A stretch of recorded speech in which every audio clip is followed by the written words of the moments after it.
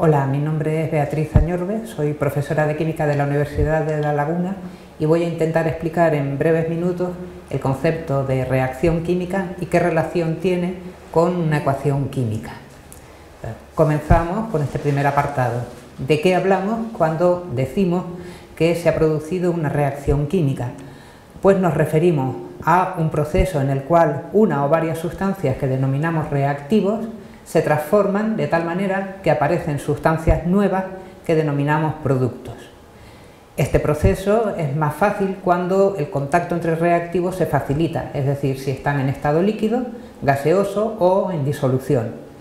Y en la formación de productos, no siempre, pero a veces sí se puede observar, bien porque se forman precipitados, es decir, la aparición de sólidos en el interior de un líquido, bien porque se forman gases, o bien porque se produce un cambio de color o un desprendimiento de luz o de energía.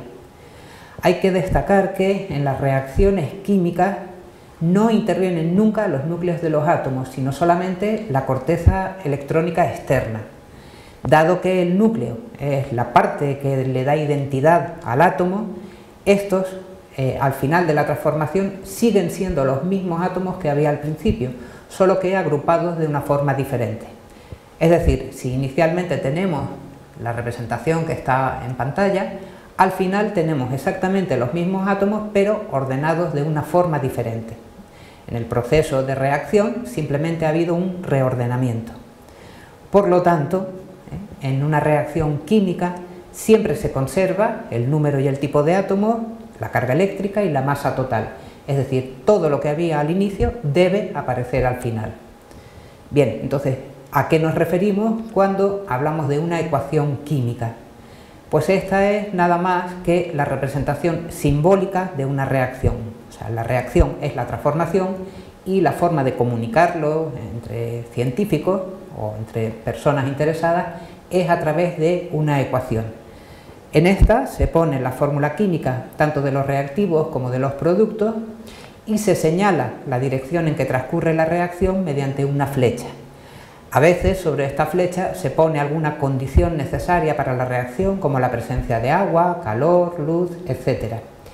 El hecho de escribirla de izquierda a derecha es porque en Occidente estamos acostumbrados a escribir en ese sentido, pero nada impide que la reacción se escriba al revés. O sea que siempre hay que fijarse en qué sentido está la flecha porque es la que nos indica la disposición de la transformación de reactivos a productos. Y de hecho hay reacciones que funcionan en ambos sentidos y en la cual los reactivos se transforman en productos y estos, una vez formados, reaccionan de nuevo entre sí y vuelven a formar los productos que teníamos inicialmente. Estas reacciones se denominan reacciones reversibles y tienen una gran importancia en el campo de la química.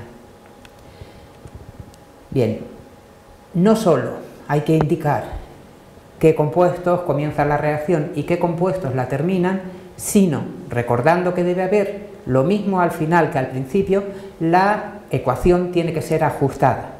Por ejemplo, una reacción química nos dice que cuando unimos nitrógeno con hidrógeno bajo determinadas condiciones, se produce amoníaco. Para trasladar este hecho, esta reacción a una ecuación, escribiríamos las fórmulas químicas. El nitrógeno es una molécula diatómica, N2, el hidrógeno es también una molécula diatómica, H2, y el amoníaco es la molécula NH3, un nitrógeno unido a 3 hidrógenos. Como observan, se puede indicar el estado en el que están las sustancias con un subíndice al lado de la fórmula, si es sólido, metal, líquido, gas, disuelto, etc. Bueno, la flecha, como decimos, nos indica cómo transcurre la reacción. En este caso, a la izquierda de la flecha, al comienzo, indicamos que los reactivos son nitrógeno e hidrógeno y en este caso solo se forma un producto que es el amoníaco. Pero observen que esta ecuación no es correcta. Cuando comienza la reacción hay 2 átomos de nitrógeno y tal cual la tenemos escrita, al final solo hay un átomo. Bien, esto no puede ocurrir así. Un átomo de nitrógeno no se desvanece en la nada. Entonces, ¿cómo reflejamos este hecho en la ecuación? Bien, pues lo primero es tener claro que no se pueden modificar los subíndices. Es decir, no podemos, para ajustar los nitrógenos a la derecha, poner N2H3, porque eso no es amoníaco. Así pues, ¿Cómo hacemos para reflejar que a la derecha de la flecha tiene que haber 2 nitrógenos? Pues simplemente multiplicando por 2 la molécula de amoníaco.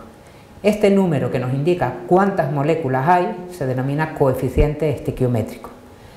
Ahora, como observan, sí que tenemos 2 nitrógenos al principio de la reacción y 2 nitrógenos al final de la reacción.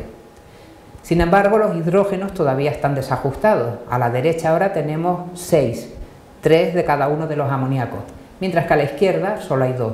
Los 4 hidrógenos que nos faltan no pueden haber aparecido de la nada, así que al igual que hicimos antes, multiplicaremos el hidrógeno por la cantidad que necesitemos hasta ajustar la ecuación, que en este caso es un 3. Ahora sí, 3 hidrógenos nos van a dar 2 de amoníaco. En definitiva, lo único que hemos hecho es comprobar que ha habido un reordenamiento y que todo lo que había al principio ajusta perfectamente con lo que tenemos al final.